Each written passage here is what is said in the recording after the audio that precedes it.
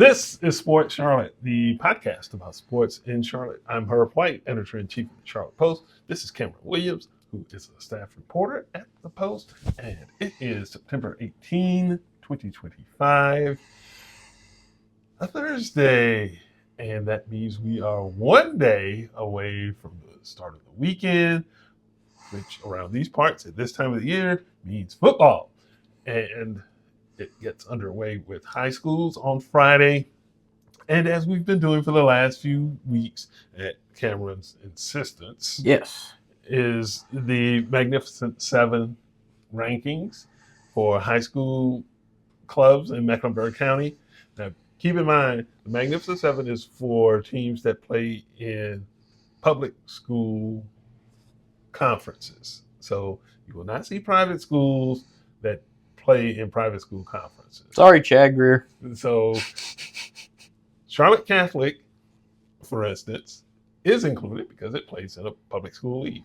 But nonetheless, unveiling this week's Magnificent Seven, Huff, a very familiar place for the Huskies, they're number one, followed by West Charlotte, the only two-loss team in this group. And rightfully so.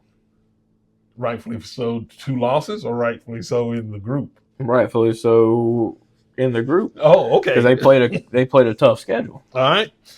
Followed by Palisades and Independence, Mallard Creek, Chambers, Myers Park. That's the seven. Is it tee off time? Well, you may fire when ready, Gridley. All right. I told you before we started that I thought this was probably your best M7 of the season. Uh-huh. But look, I think based on where these teams are in your rankings, I think I would still have Myers Park just edging Chambers. And I mean, that one's close. That's kind of toss-up territory. I do think Myers Park's a little better. But look, Chambers held their ground against a solid Palisades team, and you described it as a defensive struggle. That is exactly what that game was. But I mean, top to bottom, I mean, look, Huff, until they lose, they're probably going to be number one. Yeah. They've proven they can beat tough opponents. They beat South Point, who West Charlotte lost to, albeit West Charlotte's quarterback was sick that game. No excuse. Coach Griner over at West Charlotte knows that.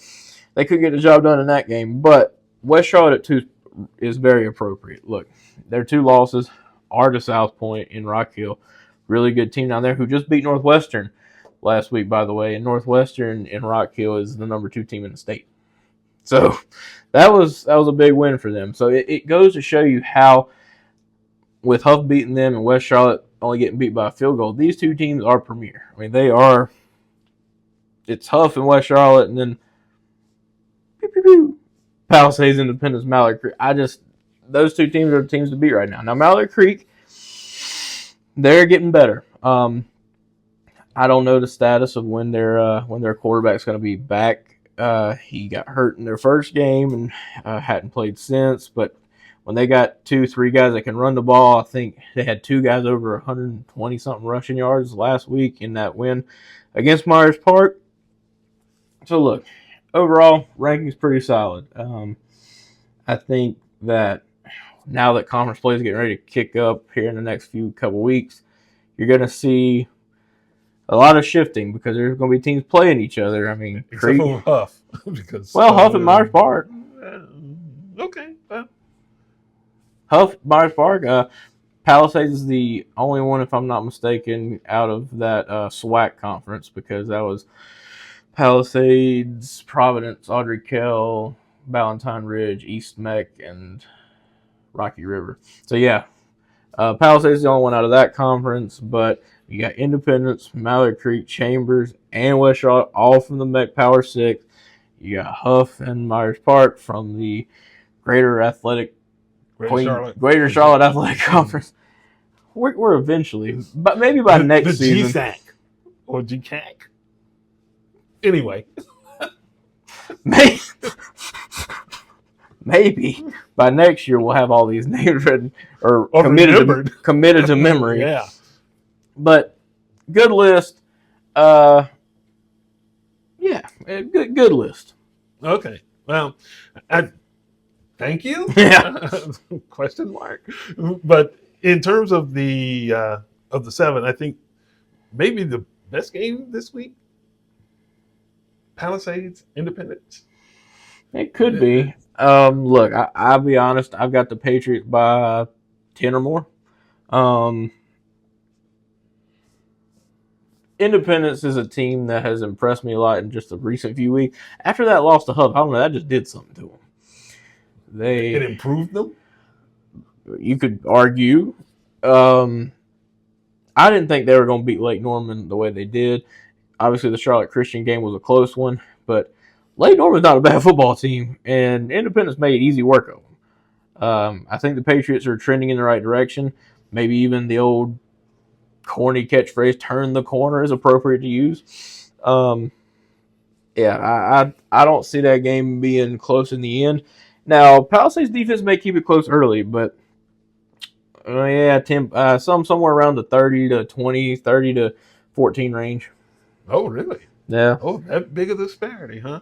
Yeah, like I said, Independence's defense has given up some points this year. It's not to be missed by me to see that. I mean, they give up 20 plus to Charlotte Christian. They gave up 35 to Huff, but those are two offenses in Charlotte Christian and Huff both that I think have more explosive firepower than Palisades. So, yeah, they can score 14 to 17, but I don't see them holding Independence to less than 28. Yeah. But I'll be interested just to see what the campus reaction is to this game, because Independence is a name brand when it comes to high school football around these parts. Palisades is only 4 years old in terms of the program as well as the school. And one could argue that this is the biggest game on Palisades campus ever. Oh, yeah. I could see what that. Will the turnout be for that game? And if the turnout is really good, how jacked will the Pumas be? And how will they react to it? I think that, to me, the X's and O's is one part of it. Jimmy's and Joe's. Jimmy's and Joe's is the other. Will the Jimmy's and Joe's be ready if they see a packed house and it's Independence on the other sideline and it's time to go out and play? Well, one can hope. Yeah, I'll be honest. That's the biggest game if you're talking about locally. The biggest game on this slate is Gibbons and Mallard Creek. It's time for Mallard Creek to put the money where their mouth is. They've won 3 games that most people expect. Well, I'll say this: the Rollsville game, I expected them to win. I didn't think they were going to win it in the fashion they did. Some people even picked against Mallard Creek in that season opener. I expected them to beat the team out of Virginia. Now, a 3-0 result, people are like, what? That was the very next week after losing their quarterback. Their offense was getting adjusted to it, yada, yada. And then they have to travel to Grayson in Georgia. Everybody knows, top 5 team in the country.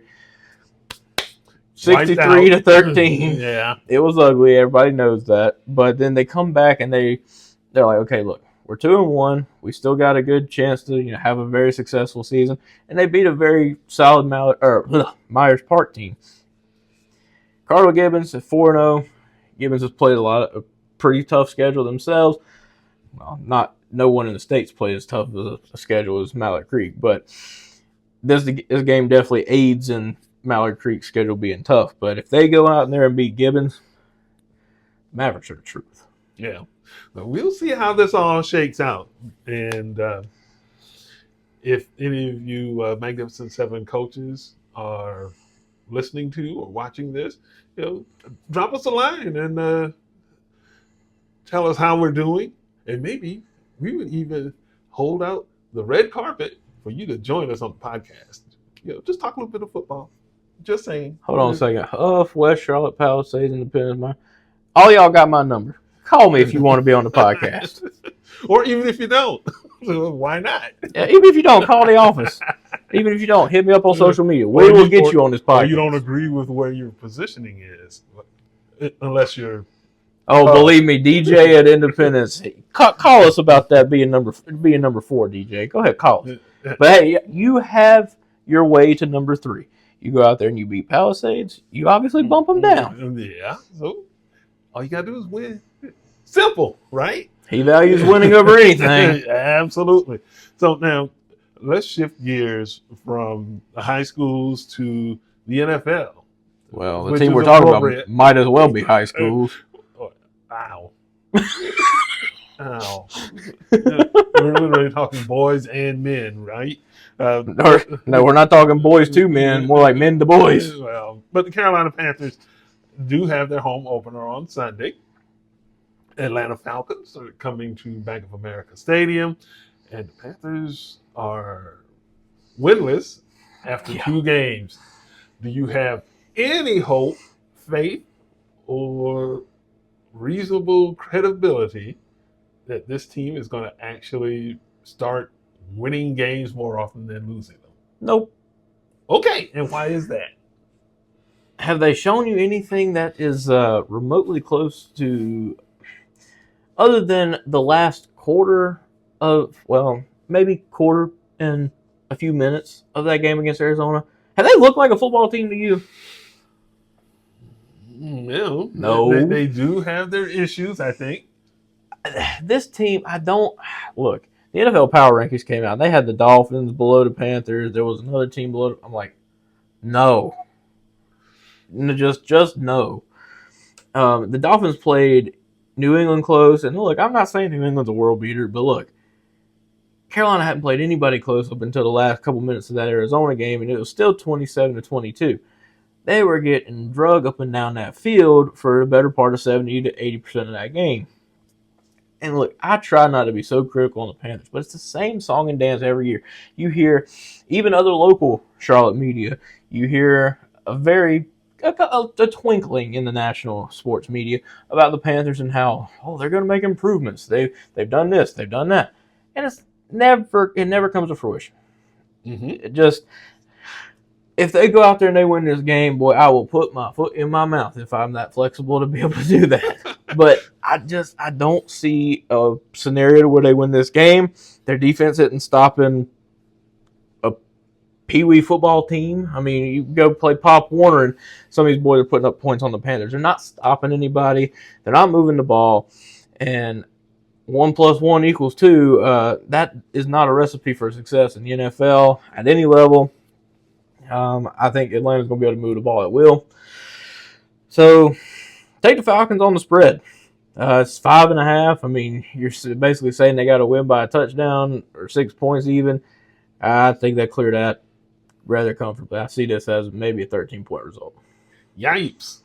13 points? They lost by 13 to Jacksonville.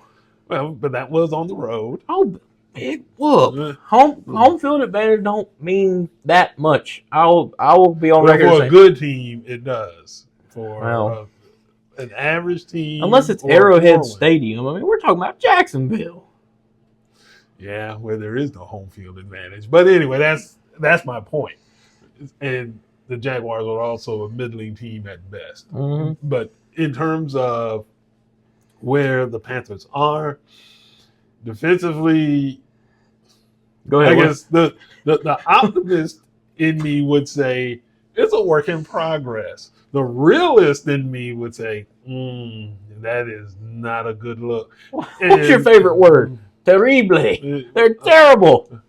Well, but you can also pick your terrible with this group. Is it that they're not necessarily stopping the run? Are they not generating enough pass rush? Or is it in the back end where it's like, okay, well, there are certain spots in the secondary that you can attack with some regularity and find some success. Can I check my favorite box I checked in school? D, all the above? Well, okay. Well, there may be that part of it too. And they did not look that great early on against Arizona. I will grant you that. But the other side of it is Carolina was extra generous in turning the ball over. Yeah. And when you're that undisciplined in terms of, and especially from your quarterback, when you get intercepted, you fumble and have it returned in the end, well, you fall on it if you're Arizona in the end zone for a touchdown, that's a bad spot for you to be in early out the gate. You're down 10 points. And then the Panthers get away from trying to run the ball. It's like, well, it's early and you're 10 points down. You don't have to throw it all over the yard just yet. There's still time to make a comeback. But they tossed all that out the window, and it just snowballed from there. Yeah, I mean, so even in this Arizona game, look, Arizona only had 82 yards rushing, so you could say, okay, well, they did slightly better against the run. James Conner, Arizona's running back, I would say he's top 10, but he's good. He's a good running back, and they held him to 34 yards. Okay, good. But you let Kyler Murray scamper around all day he had 32, finished with 32 yards. But he had a longer 30. So, I mean, he did have that one where he torched him. But my thing is, I mean, you give up 78 yards, and now he was one of the premier tight ends in the league, Trey McBride, but you give up a bunch of chunk passes to him. He had 6 catches on 7 targets, along at 31. Marvin Harrison Jr. had 2 catches in there. Elijah Higgins with 2. So it wasn't like Arizona was doing so much on offense. Carolina was shooting themselves in the foot, like you mentioned. You can't turn the ball as many times as you did and expect to win. And especially early. And the other side of that is they didn't necessarily do all that great a job of containing Kyler Murray. You can look at that 32 yards rushing and say, well, that wasn't a whole lot. But the point of it is Kyler Murray extends plays, and that's where you get hurt. And if he doesn't run or he only runs for 32 yards, statistically you could look at that and say, well, okay, no harm, no foul. But the other side of it is when he extends plays, he gives himself an opportunity to win in the passing game. And when you fall behind early, you get away from what is supposed to be the thing that you're going to lean on for success. You wind up with Bryce Young throwing the ball 55 times. You're exposing him to a lot of beatdown, and it did not work very well, except for in the fourth quarter when I thought the game was pretty much out of reach. But you get an onside kick, and there's like, there's life. Yeah, but nobody's going to say Arizona's a world beater either. And so that's the point. You're supposed to be able to handle business against teams that you should be able to beat. And the Panthers put themselves in too big a hole to get out of it. And now they're going to be at home, and it might even be a hostile environment for them because you hear about people who are like, I've already checked out on the Panthers. It's like, what? Gee, you're only 2 weeks in, but folks are fickle. But and I can almost see why these were. Just listen to this part of the schedule, okay? After the next, let's see. In the next 3 weeks, I got the Falcons, Patriots, and Dolphins. Winnable. Other than this week, I tend to think so. You got Cowboys and Jets. Jets will all be dependent on if Justin Fields is back. I think if Justin Fields is back, I don't think the Panthers are going to win that game. Bills, Packers. That's 4 straight losses. I'm sorry. I mean, Dallas has their own struggles on defense, but Carolina can't stop anything. And with Dallas's offense rounded Dallas will score. I mean, C.D. Lamb and George Pickens, no one from Carolina's guarding them 2 guys. The Bills, enough said. Enough said. Yeah. The Packers, the way they're playing this year, shoot. And they have Michael Parsons now. Okay, thanks. We all know that. Well, yeah. Okay. But then you got the Saints and Falcons again, but at the Falcons this time. 49ers, Rams, Saints, and you go Bucks, Seahawks, Bucks. Ouch. Well, okay. But it's still the NFL. And look, there's a fine line between good and terrible. Could the Panthers be the first team to go 0-17? No. No? No. They'll win a game. Which one? Miami? Well, I think that there will be multiple games that they will win. Now, will they get over 500? I doubt it. Okay, look. Say they win the 2 Saints games and then the Dolphins games. Could they go 3-14? I don't think 5 wins is out of the question for them. I know I got the season because under 5.5. Because a lot of things can happen. And what happens if the Panthers start playing with some discipline on offense and can turn that defense around? And I know a lot of this is supposition. After 2 weeks, just taking a look, the knee-jerk reaction would be no. But 17 games is a long time, and a lot of stuff can happen. And I know that folks would say, well, you know what? They did the same thing last year where it looked pretty rotten. And then they decided to go on an improvement tour and actually started playing competent football. Is this group capable of doing it? I think it's capable, but you've got to be able to start somewhere. And to me, I don't know if that defense is going to be in a position to pull that off.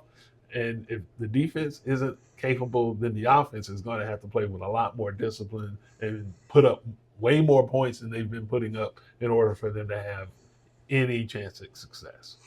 Agreed. And that's going to be more difficult now because you've got two starters out on that line with, you've got Chandler Zavala, who's coming in for Robert Hunt at guard, and Cade Mays, who's coming in at center. And so it's like, it's not enough that you're not scoring enough. Now you've got your starters missing on the offensive line, and they haven't been very successful at running the ball. That is supposed to be the hallmark of this group. You want to be able to run the ball to take the pressure off the passing game. And they hadn't done that very well. Yeah, you're asking for major trouble if that line can't establish the run. I agree. And look, as bad as the Panthers are, I've said it before, I've said it about the Charlotte 49ers, Smith, high schools around here. We want the Panthers to be successful. I don't think you would say, no, we want to keep the Panthers down. That ain't good for business. Something's got to change. I don't know if it's a coaching thing. They need a new quarterback. I don't know what needs to change that's going to just up and fix this team. But it's like they're in a constant season of rebuild, but they're not building anything. It's like it's a rotating cycle. They stay bad. Yeah. And last time they made the playoffs, what, 17? No, 17. Yeah. Well, a lot of stuff has happened since then. We're getting close to 10 years. Well, but the NFL is full of teams like that in terms of the losing going on and on and on. Not necessarily all at once, but there have been times when Cincinnati's been really bad for long periods of time.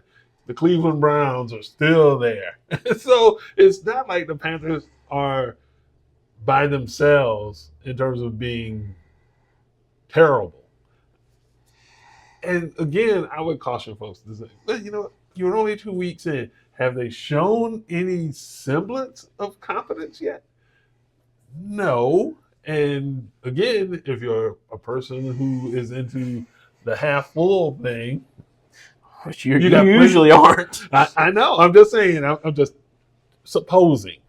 Then you understand, well, there's 15 more weeks of this, and maybe it will get better. And if you're the person whose glass is always half empty, you've got 15 more weeks of this. Well, to your point earlier, you said there's a lot of teams that are in the same boat of, lose it and you're not making the playoffs. Active playoff droughts. New York Jets, 14 years. See, there you go. Carolina Panthers, 7. So they've only been futile half as long as the Jets. They're terrible. They've had the second longest winning streak. Okay, tied for second longest winning streak. Atlanta also has not made a playoffs for 7 seasons. But then after that, it's 4, 4, and 4. Yeah. The whole argument about there's as a long lot as of there's the Jets, the Panthers have nothing to worry about. Wow. Or they got plenty to worry about. They just don't have to worry about that. Well, the Jets are going to whip them up and down the field this year. But anyway. But now you did bring something up. Is that coaching? Is that roster construction? Is it some other factor that has them in this cycle of pain? Yeah, because when you look at Atlanta, they made the Super Bowl, and if I'm not mistaken, if my math serves me correctly, 7 seasons. Yeah, that's the Tom Brady That was Comeback Super a Bowl. 28-3 year, and so they hadn't made the playoffs since then. Mm-hmm. Yikes! So, something killed their spirit. It was Tom Brady. It was Thomas Brady. Yeah. So look, when it comes to the Panthers, I'm gonna just make a game prediction this week. I'm sure we'll talk about them down the road a few more times, depending on if they start winning some games. Atlanta -5.5. Give me the over. I think Carolina will score. I don't think Atlanta's defense is good enough to shut Carolina out or anything like that, but I got this one as like a 33-17, 33-20. I think that's a decent ballpark to work in. Fair enough. What? So your game prediction is the Falcons or the Panthers going to cover, and is the over or the under going to hit? 31-17 Atlanta. Oh, I wouldn't be surprised if Kyle Pitts gets his for this one. Man, Bijan Robinson. Well, they do have a lot of weapons, but it's incumbent on Carolina to play with some discipline. You cannot dig yourself into an early hole because Atlanta has a stud running back. Well, he's going to get over his yards. And a tight end who is more than capable of pulling some big plays out when he gets the ball. So the things that Arizona did to expose them, Atlanta is more than capable of doing that too. And they've got a decent defense, I think. Well, if you're talking about NFC South teams, that's a decent defense. Yeah, Bijan Robinson, rushing yards over under 81.5. Put the mortgage on the over there, buddy. Whoo! Just looking at the way the Panthers can get real shaky on defense against elite level running backs. I think Bijan can get his in this game. That's just my opinion. But yeah. Let's wrap this whole Panthers conversation up by what you feel needs to ultimately change to get this team going in the right direction. Bryce Young's going to have to grow up. Oh, literally or figuratively? Well, I think it may be too late for literal, but figuratively, leadership-wise, emotionally, and look, by all indications, and just being around for press conferences and stuff like that, he's a nice young man, and you see or you can feel where he is really, really sincere about being his absolute best. But the NFL isn't a talking point. Yeah. It's a results-driven league. And if you are a quarterback, you can be a game manager, you can lift the team, literally, and put it on your back. I'm not so sure which box he checks off. So he's going to have to decide, or Carolina's going to have to scheme up for him to fit in terms of putting him in the best position for that offense to be successful. And I don't think that the Panthers have figured out exactly what Bryce Young is. And as a result of that, the results speak for themselves. So I think he's going to be the key to that. And since Dave Canales was brought in specifically to juice up the quarterback, it's incumbent upon him and maybe even his job security to be able to figure out the enigma that is Bryce Young. I couldn't have said it better. So, with that, I'll break us down this episode. All the kitty cat and high school talk your hearts can desire. But, visit thecharlottepost.com. We have all of our journalism there with plenty of Panthers coverage from Herb and our correspondent, Mr. Hawkins. Get the sports newsletter, subscribe to it. It's got plenty of Panthers and high school stuff in there. Herb's M7 is in there every week during high school football season. So if you enjoy those kind of things, if you enjoy the rankings, be sure to subscribe to that. Become a donor, become a subscriber to the post, because after all, it's free for y'all to consume. It's not free for us to produce. We gotta make money somehow. And so we encourage you to join us in partnering with us, if you will, and do that for us. Find all of our reporting there. So from here in the office in slightly overcast, beautiful to Rida. That's Herb, the editor-in-chief. I'm Cam, the reporter. Have a good one.